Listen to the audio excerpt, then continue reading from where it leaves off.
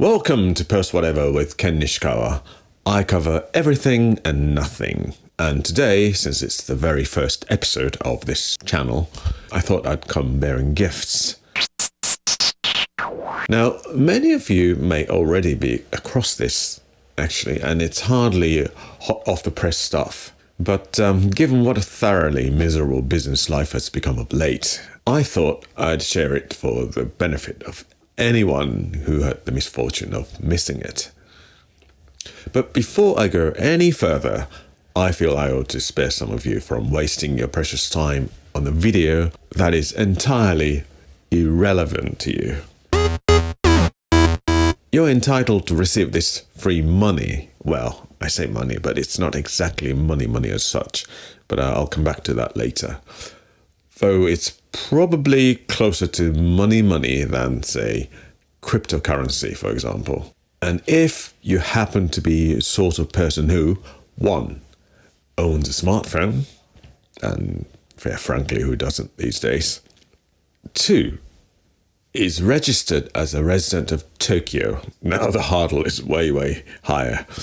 And 3, has, like yours truly, prostrated themselves before the altar of bureaucratic power and surrendered both soul and personal data to obtain what is dubbed by some an Orwellian scheme, but is somewhat unassumingly called a My Number card. Then, lend me your ears. Before we get to the money, and there is money, I promise, let us pause for a moment of quiet reflection on this My Number card itself, because it deserves acknowledgement, both for good and bad. Japan introduced the My Number system back in 2016, a national identification number, and then spend the better part of a decade gently begging you to actually use it. And for years, the Japanese government offered incentive after incentive to get people to sign up. Point schemes, subsidies, the promise of a paperless, euphoric future in the land of fax machines. For years, a large portion of the population looked at it, shrugged, and went back to their Hanko stamps and fax machines. Well, I will confess that I held out for some time myself. The process of actually obtaining the card involves a trip to your local ward office, a photograph, and a set of PIN numbers that you will definitely and immediately forget. And I know some friends who actually went through all the troubles to obtain this card and then forgotten all their PIN numbers. And also, last but not the least, the quiet sensation of handing over something you can't quite name but feels rather precious.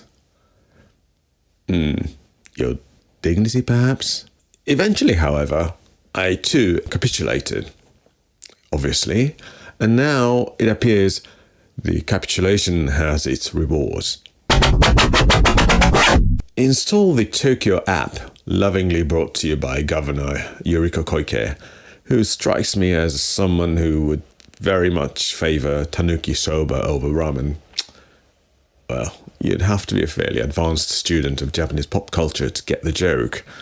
But if you do, please explain it in the comment section below and enlighten the rest of us as to why it's supposed to be remotely funny.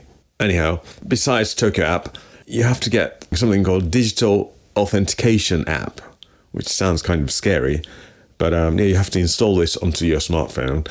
And blow me down if you won't receive a rather splendid 11,000 yen. Brief word on Koike-san, since she is effectively the face of this enterprise. She is in many ways a remarkable or controversial figure. She is a former television personality turned politician, fluent in Arabic of all things, having studied in Cairo in her youth. And that last detail is admittedly somewhat disputed, but that's a story for another episode. And if you know anything about her academic career, disputed or otherwise, do please write in the comment section below. which incidentally does wonders for the algorithm for the channel. Anyhow, Mayor Koike is also possessed of an image consciousness that would impress even the most seasoned Westminster spin doctors. She swept into the Tokyo governorship in 2016 on a wave of reformist energy. Whether the app represents the apex of her legacy remains to be seen. However, the 11,000 yen is real. Now, the breathtaking, pointless complexity that afflicts every digital platform ever touched by the Japanese government or local authorities remains gloriously, defiantly intact. And yes, it will make your eye twitch. In fact, on the day the Tokyo app launched, the servers buckled almost immediately under the weight of presumably thousands of desperate Tokyoites, all simultaneously trying to claim their free money. Which is, if nothing else, proof that the human spirit remains undefeated, even in Japan. But look at it in this way. A smidge over 10,000 yen as reparations for that psychological torture and ordeal is really not to be sniffed at. This is, of course, entirely one man's opinion, my opinion, and the management accepts no liability whatsoever. Now, the funds. And here's where we must have a serious conversation about the Japanese points economy, the points culture, if you like, because nothing in this country can ever simply be money. What you receive is not yen, it is creatively named Tokyo points, which can then be exchanged into OPay points, or D points, or Rakuten points, or V points, depending on which particular digital wallet ecosystem you have already pledged your allegiance to. It is, in short, points that become other points. We are in a kind of monetary inception, and I invite you to simply accept it and move on, as the Japanese consumer has long since learned to do. Well, except my mom, who is still a staunch believer of cash. Speaking of which, Japan's reputation as a high-tech nation has, alas, largely evaporated. With two magnificent exceptions, convenience stores and lavatories, where we still hold a commanding technological edge over the rest of the world. Back to the original point, Tokyo points, lest we forget, appear to be accepted at most convenience stores, supermarkets or chemists in Tokyo. In my case, they work a treat and wonder at my local OK store, which is a discount supermarket chain of deeply unglamorous aspect and genuinely excellent value. The Japanese counterpart of Asda, if you like, and hence the name OK Store. There is something rather wonderful, I think, about 11,000 yen in government issues digital points. The fruit of bureaucratic endurance, of ward office queues and forgotten pins, and a moment of existential surrender being ultimately exchanged for tofu, washing up liquid, or possibly a very good value bottle of kirin. This is what civic participation looks like in practice. I find it oddly moving.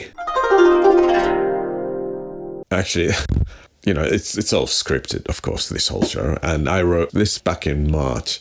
As organized as I am, I didn't manage to put this video out before the end of March. So this whole part is entirely useless. But I wrote one additional note. If you exchange your points into D points before the end of March, there's apparently 10% bonus on offer. But it's too late. It's pointless. I'm sorry. However, you do have until the 1st of April 2027, and no, this is not a joke, though I appreciate the cosmic wit of the deadline. So there is absolutely no need to fling yourself at your phone this instant. That said, unless you're one of those magnificently flush individuals for whom money simply piles up faster than you can spend it, in other words, a stinko, I implore you, suspend your disbelief. I can understand it, it sounds too good to be true, but click the link below and see for yourself. It's all in Japanese, so have your translation apparatus ready. That's Post Whatever for this week. Well, the first episode. If you found any of that remotely useful, or even mildly diverting, do consider liking and subscribing. So, I'm hoping that I'm going to put out another episode sometime next week. So, until next time next week, I'm Ken Nishikawa, and try to keep your pin somewhere sensible.